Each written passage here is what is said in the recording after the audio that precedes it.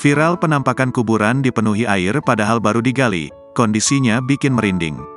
Baru saja digali, warga Pamekasan, Madura dikejutkan dengan kondisi liang lahat yang tak hentinya mengeluarkan air.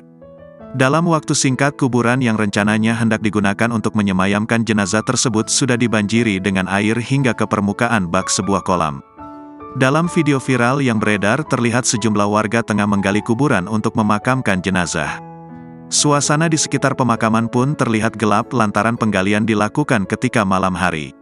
Namun saat selesai digali, kuburan tersebut justru langsung dipenuhi air hingga ke permukaan persis seperti sebuah kolam. Yang semakin membuat warga kaget, air hanya mengalir di dalam liang kuburan dan tak sedikit pun menggenangi daerah sekitarnya. Air yang mengalir pun terlihat cukup deras dan berputar di sekitaran liang lahat.